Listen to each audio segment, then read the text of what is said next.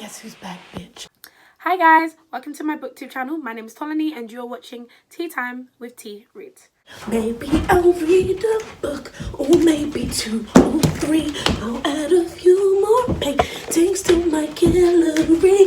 I'll play guitar and knit and cook and basically just wonder when will my life begin. Maybe I'll read a book, or maybe 17. I'll add a few more paintings to my gallery. Play guitar and knit and cook and basically just wonder when will my life begin.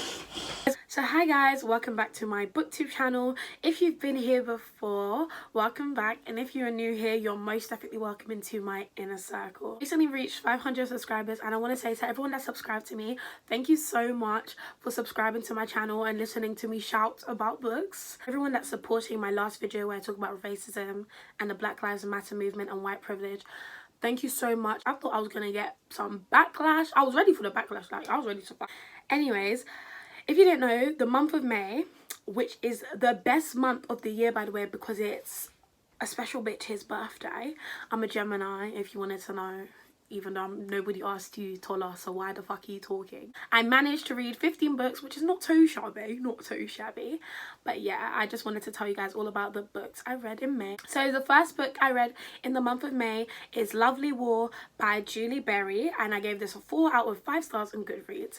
And let me explain to you what Lovely War is about. So Lovely War is a World War I and II romance story, and it starts off basically the Greek goddess Aphrodite and the Greek war god Ares, so Aphrodite's lover. They're at this hotel and Aphrodite and Ares are caught by Hephaestus, Aphrodite's husband, and he's all like, cool, I caught you now, so what next? We're going to Olympus. I'm putting your ass on trial. And Aphrodite's like to her husband, babes, like, relax. Let's reel it in. I know you're upset, but I think we should hold the trial in this hotel room. So Hephaestus agrees, and to everybody's surprise, Aphrodite pleads guilty. So she pleads guilty. She has some evidence, sufficient evidence, which she believes will make Hephaestus pardon her and dismiss her as innocent. So Hephaestus is thinking, I've got you red-handed. Well, okay, present me with the evidence. And so Aphrodite decides to tell the tale of these 4 mortals, these 4 humans, and these are the 4 main characters that we follow: Hazel, Colette, Aubrey and James. And the story is told through the Greek goddess Aphrodite and some other gods, some guest gods if you will. And yeah, the story goes from there. I really enjoyed this book. It made so many people cry. It didn't make me cry. It didn't make me cry at all. But I can understand why it would make you cry. I absolutely adored Aubrey. Aubrey is my favourite character in the whole book. Aubrey is an African-American soldier. And before I go on, may I add that there are some instances, a few occurrences of racism in the book.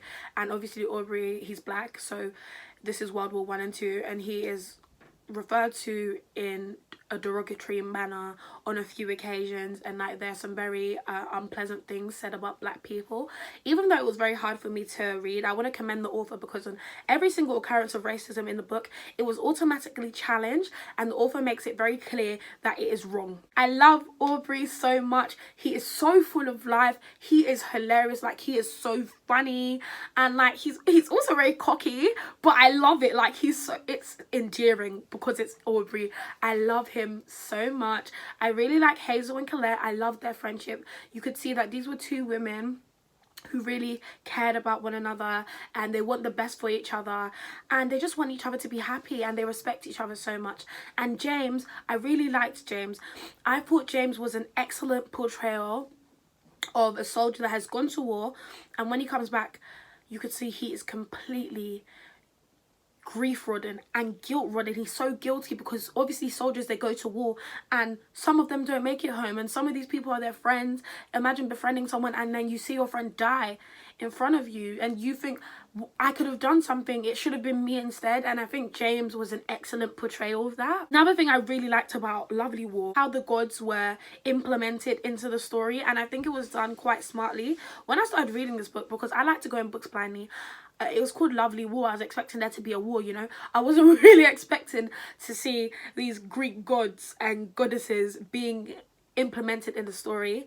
And what I really loved about this is, usually when I read books about Greek gods and goddesses, or any gods or goddesses, because I love mythology, you always see that the portrayal is quite stereotypical. Like, for example, Aphrodite, she's the goddess of love and beauty. So obviously, usually she's portrayed as super vain and she only cares about her looks and blah, blah, blah. In this book, you see that Aphrodite is so much more than that, and she stands for so much more, and she is very intelligent. She's so smart and she cares about so many things. And these mortals who she tends, who it's her job to make them fall in love and feel love, she cares for them so much. And honestly, I love her and she is so smart. I really do stan my beautiful manipulative goddess, okay? Also, Hades was another portrayal that I was very surprised about. I love the spin they took on Hades. Hades is the god of death, and usually he's portrayed as like cold, unfeeling man, you know, because he's the god of death. But the portrayal that Julie gives of Hades is very different, very refreshing, and I really appreciated that. Lovely War is a very heartwarming story, you know. It includes some very cute romances, some very touching friendships. So the next 3 books I read in the month of May, they're all a part of a series. They're the last 3 books in the series, and the series is called the Daughters of Olympus series, and that is Their Phoenix, Their Shade, and Their Goddess. I gave Their Phoenix 3 stars. It's 2.5, but Goodreads don't have half-star ratings, do they? So Their Phoenix get 3 stars, Their Shade got 1 star, and Their Goddess got 3 stars. Again, 2.5. Goodreads, fix your bloody system. So this series, the Daughters of Olympus series, there's 5 books in total, and they focus on 5 different daughters of Olympus. So they're all daughters of gods. So yeah, each girl is a daughter of a different Greek god, and basically when they turn 21, they come into these amazing powers. Each girl has a different power and it is unique to her, and the book basically, each book basically follows the daughters as they discover their powers, come into those powers, learn how to use them, control them, and also find out why some of these gods want them dead. They want to kill them. I must also mention that each daughter, they are sisters. So whilst they may have different dads, they have the same mum. Also, I forgot to mention, up until the 5th book, they don't know who their mum is. She could be walking down the street, they wouldn't know a thing. They don't know their mum, they don't know her. That is basically the premise of the Daughters of Olympus series. I must also mention that the Daughters of Olympus series includes several polyamorous relationships, so that is polygamy if you don't know. I actually really enjoyed that aspect of the book, because I've never really read a book. Well, I've read one book, one of the Shadowhunter books, involve a polyamorous relationship, but apart from that I haven't read any, and that's on me. But so I really enjoyed that aspect of the book, and the reason I read this book is all Mina's fault really, even though it's not. Ever since I fell down the Planet Barbarians hole, I've now been sucked in to this whirlpool of these really trashy but wild books. If you want some steamy sex scenes, you're definitely gonna get that from the Daughters of Olympus series. As for the plot, I wouldn't say it's the most enrapturing, but I read all 5 books, so clearly I was intrigued. I did want to learn the answers to a few questions. It was a great, fun, trashy read, very quick. The next book I read is The Heir by Kiera Cass, and this is the 4th book in the selection series, and I ended up giving it 2 stars. So The Heir focuses on Edelyn, Princess Edelyn, and she is the daughter of America singer and Prince Maxon, and this book takes place 20 or 30 years later after the 3rd book in the selection series. I thought it was absolutely boring. Like, how boring? Like, And basically there's some political unrest in Ilya or Alea, however you pronounce it, because after the abolition of the caste system, there's been some political unrest. It didn't go as smoothly as, you know, America and her husband Maxon were anticipating, and so in order to placate the people and kind of give them something else to think about, it is suggested to Evelyn to carry out her own selection, and she is not for it at all. Like, she doesn't want to do it. Like, she feels like her life is being dictated to her. She thought that she's eventually going to be the first queen that Ilya or Alea has seen, and she thought, you know, she would get to make her own rules and stuff. So she's completely aggrieved, mate. Like, she really doesn't want to do it, but you know, she's like, you know what, dad, for you, mum, I'm gonna do it, but like, I don't want to do it. But her plan in her head is to make these boys hate her. That is her plan. She wants them to hate her, to chase them off from the palace so she doesn't have to end up getting married to anybody. That is the storyline of the book. The book goes from there. The reason I gave it 2 stars is because I thought it was boring. Evelyn, whilst I do like her better than I liked America, I felt slight sympathy to her plight, because I do understand it can be very annoying for someone to dictate your life to you. I did understand that, but I just also thought like she was kind of a snob. I thought she was a bit of a snob, like she thought she was better than everybody else, and I just didn't like her attitude at times. So yeah, like, confidence is great, but at times I thought like she was actually acting a bit snooty, but whatever. Another reason I thought it was boring, because unlike the first 3 selection books, which kind of has a political subplot that added that extra, you know, ooh, pizzazz, some seasoning, some salt, some Maggi, some black pepper, ooh, what is that? Oh, crushed chilies. It added a bit of that. Added something a bit extra, like, you know, there was some unrest, there were people trying to break into the palace, you know. We were thinking, who are these people? Why do they want to seize control of the throne? Like, what is going on here?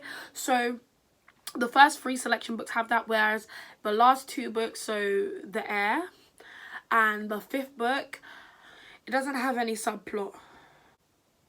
It's solely about the selection, basically. Then obviously I also read the 5th selection book, which is The Crown. I gave this one 3 stars. Whilst it got a bit better and I did like Evelyn a bit more in this book, again, I personally just found it boring. And I feel like, you know, nothing bad, nothing tragic is gonna happen, so nothing can surprise me. Like, everything is gonna end well, everything's gonna be okay. Like, I wasn't worried about anything. I knew everything was gonna be happy and all lovey-dovey, and so it was just boring to me to read. The next book I read in the month of May was Beast Made of Night by Tochi Onyebuchi, and I gave this a 4 out of 5 stars. This is Tochi's debut, and for a debut, I thought it was beautifully written. So Beast Made of Night is set in this fantasy world, and it is based on West African mythology, Nigerian mythology to be specific. And basically in this world you have these people called Aki, and the job of an Aki is to eat people's sins. You accumulate too many sins, if you sin too much, it can make you physically sick. And so you have these people called Aki who get paid to eat the sin, to absolve the sins from your body. Mage calls forth a sin, and then Aki eats the sin. Interesting thing about these sins, depending on whether they're small or large, come out in different forms. So say it's just a small sin, it might come out as like, you know, a little snake. But if you've committed quite a large sin, it can come out as quite a really huge, ferocious creature. And it is the job of the Aki to kill the creature and then absorb the sin. So they have to eat the sin. And the sin is then physically represented on their body. Like, they get these tattoos, kind of, for every sin they've absorbed.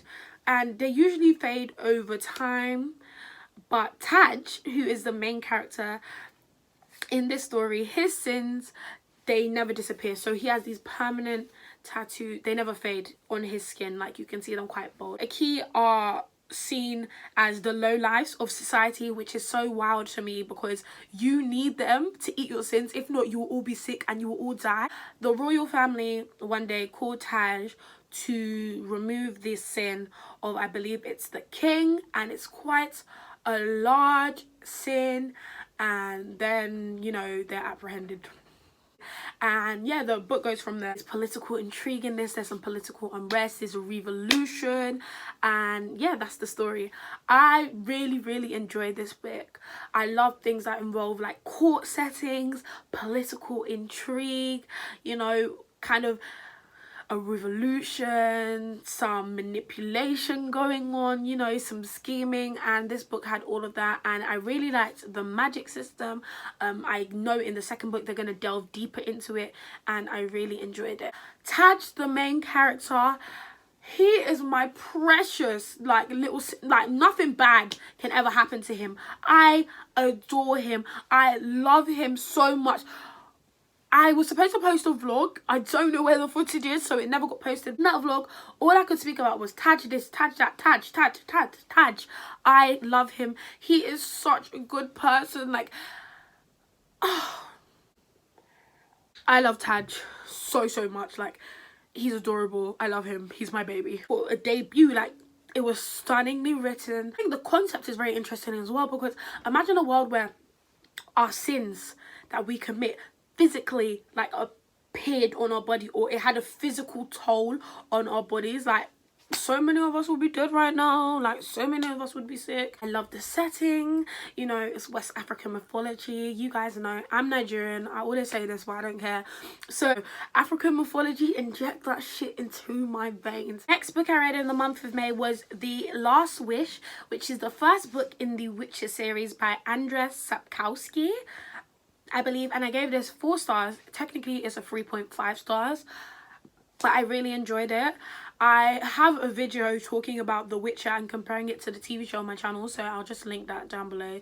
You can go watch that. It was good, you know, but at this point, because I've only read the first book, I do prefer the TV show right now, which is completely unheard of for a book to TV/movie adaptations, I know, but I do prefer the TV show right now. The book, you know, Rolt going on a bunch of adventures, it's not exactly cohesive. My owner reads in her video that she uploaded, she said it best. She said it's like a collection of short stories for Geralt and his adventures, and I think she said it perfectly. Like, I don't need to say anything else. I think it was a good introduction, but I did enjoy it, but it wasn't like amazing, so hopefully I like it more in the second book. I'd love to see more of Yennefer, because I adore Yennefer. Like, she is amazing, she's so complex, and she's just a bad bitch, and bad bitches recognize as bad bitches, you know, so I just love her. I love her, mate. But I really do like Yennefer, so I want to see more of Yennefer.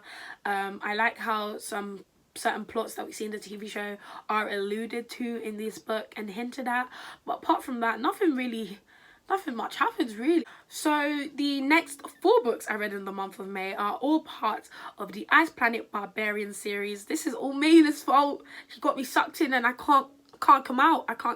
That is Barbarians Touch, Barbarians Taming, Barbarians Hearts, and Barbarians Hope, and these are all by Ruby Dixon. I gave all of them 3 stars, I believe. I have definitely enjoyed these 4 books more than some of the earlier books in the series, because there is a new plot introduced, which I think is actually very brave of Ruby, assuming that she had already established the Ice Planet world, you know, and she did something, a particular event occurs which kind of breaks all that down, and she kind of has to start it again, which I thought was very interesting. The plot came through.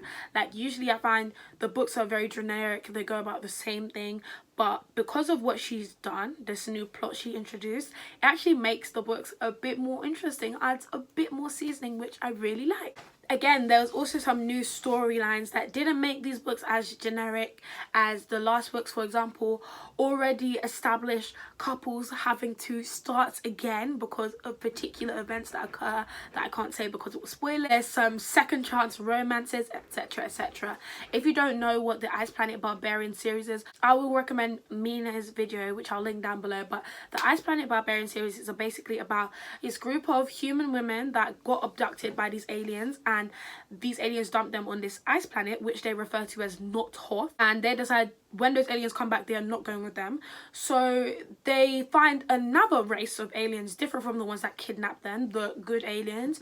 They are called the Saki, and basically they find out to live on this island, this planet, they have to get this key, and because if they don't, they will die within a week, and so it gets implemented into their neck. This key chooses a mate for you. You resonate to another person, so when your key starts thrumming and you feel it in your chest and whatever, you feel a bit tingly, you feel it in your breast, that means you've resonated to someone and you now have a mate. And basically the thrumming, the tingling doesn't stop until y'all have sex. Mate, because the whole purpose of the key is to provide children so the tribe doesn't die out. When these human women are discovered, the Saki are absolutely like, they are ecstatic because there's a shortage of women in their tribe, which means their tribe will die out. But now they've found a healthy host of human women to impregnate, and it's brilliant. It's basically romance and, you know, smart and all of that good stuff. Quite trashy. It's a trashy series, but I'm 10 books deep into this shit now. You know, I do enjoy the smart. One thing I actually really like, it's not a big thing, but I really like that most of the women in the book, because each book focuses on a different couple, I really like that the women, most of them are not virgins. I always hate when I read stories and, you know, the men are, you know, always so experienced and the women's a virgin. Like, oh my god, this is my first time. Like, get over it, mate. Like, this is 2020. Women have sex and they like sex, okay? Women like sex. Women like sex, okay? It's a fact of science. Flip side, most of the men, because there's not a lot of women in the tribe, they are the virgins. And I just thought that was a nice, refreshing difference that I've spotted. Then the next book I read is One Last Dance by Anna Stone. And this one highly disappointed me because I was very excited for it, but I gave it a 2 stars on Goodreads. One Last Dance focuses on these two women, Natasha and Zoe. Zoe is this black ballet dancer, which I really liked. This intrigued me, and she works for the London Ballet Company, and Natasha is her old dance teacher. Zoe fell in love with Natasha while she was her teacher, but obviously it didn't work out. This is now 10 years later, so Zoe's like 28 now, I believe, and Zoe's like almost 40, so like probably 38 or something along those lines. And this is basically about Zoe gets injured, so she has to leave London and go back to, I think it's New York, and she meets Natasha there and they start hanging out again. And obviously Zoe loves her, like still loves her, whatever, and Natasha loves her too. And it's basically about their journey and them rekindling their relationship, rekindling their romance. The reason I gave this 2 stars is because I thought the main characters, Zoe and Natasha, had absolutely no chemistry. I was really looking forward to this because I really wanted to read a sapphic book. I really want to read more sapphic books. I'm trying to do better. I've been checking myself lately on the things I'm reading, and one of the things I said I want to read more of is sapphic reads. So when I saw this book, I think I found out about it because of Mina Reed. I was really excited to read it. They had no chemistry. For me, I've only recently really got into the romance genre. It was not my thing, but if I'm reading a romance, you need to give me a reason on why I should want these two characters to work. Why do I want them together? Okay, that's the purpose of romance. You can't give me this couple that have absolutely no chemistry. They have nothing in common apart from the fact they're both dancers, you know. I saw no reason to root for them as a couple. It just wasn't believable to me.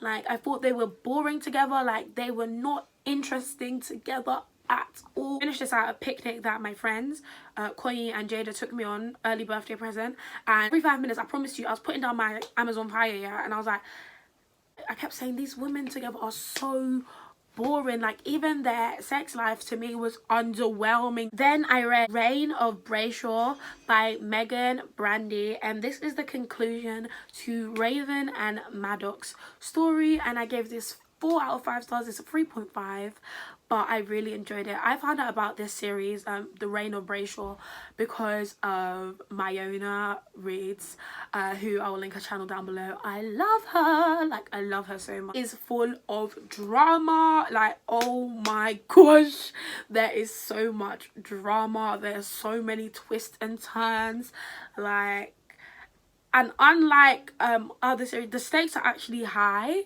in these books. This book in particular took me on a roller coaster. I was like, bloody hell, like, Megan, when will you get off my neck? When will it stop? When will it stop? This series, I don't know if mafia is the right word to describe it, but it's about these really powerful families, and each family kind of owns a town. And in the town that we're in this book, the Brayshaws own this town, okay? And there are these 3 boys, and they there's a school, Brayshaw High, and obviously they own this town. They have so much power, and this new girl comes in, Raven, and she's the only one that doesn't kneel down to their power, and that intrigues them. They're like it. Ooh, this girl doesn't follow our orders. Who is she? And they swoop her up. You know, Raven's like, she's had a hard life. You know, she's a bad you, as I would call her. I would call her, but she's a bad you. She's had, you know, she has a mother who is not a good mother at all, doesn't look after her at all, never looked after, never loved her. She's jumped from care home to care home, and she's finally come to this care home in this town where obviously it's sponsored by the Brayshaws. And these boys, they swoop up and they're like, nah, Raven's ours still, like she is ours. One thing I don't like is how like possessive the boys are, but I do enjoy them. It's a dark, I would say it's kind of a dark romance. Like I said, I'm new to the romance genre, so if I got that wrong, please don't punch me, don't bit me, please. Sorry, yeah, take it chill. But yeah, that's one thing I don't like. But apart from that, I really enjoy the series because like it's full of drama, and if you know me, I love drama. I'm quite dramatic. So yeah, that's what the series is about, and I thought this was a very great conclusion to Raven and Maddox's story. Trigger warning for rape, mentions of rape. And the last book I read in the month of May, When You Land by Elizabeth Acevedo. This is her new book. It just came out this year, and Clap When You Land is about these 2 sisters, Kamino and Yahira. It's either Yahira or Yahara, and basically they share the same father but they don't know it. So Kamino lives in the Dominican Republic, and she sees her father every summer for 3 months, and Yahara lives in New York City, and obviously her dad lives with her the rest of the year. On his way to the Dominican Republic, there's an accident, there's a plane crash, and there are no survivors, and so their father dies, and with his death comes the death of all his secrets. So obviously they find out about each other, and it goes from there. So now not only do they have to grapple with their father's death, they also have to grapple with the fact that they have a sister they never knew about, and their father had been lying to them their whole entire life. And this book deals with grief, loss, and anger, and familial relationships. And I really enjoyed this book. I gave it 4 stars. It's 4.5 stars. I really enjoyed it. Obviously, if you don't know, Elizabeth's books are written in verse, which is a very refreshing format for me. I read this all in one sitting. I think this book, I have a small mini review on my Goodreads, but what I basically said was that I think it's a very excellent portrayal of grief, a very realistic portrayal of grief, and it deals with like, they're angry with someone that's no longer here, you know, and how to deal with that.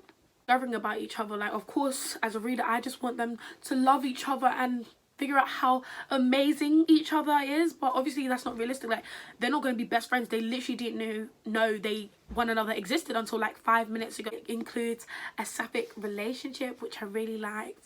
And yeah, anyway guys, those were all the books I read in May. Thank you so much for watching this video. Please like, comment, and subscribe. Follow me on my new Twitter. I have a new Twitter account. If you have me on my old one, that is my personal Twitter now. Follow me on Instagram, follow me on Tumblr, follow my Goodreads. Anyways, yeah. So thank you guys so much for watching this video, and I'll see you in the next one. Bye.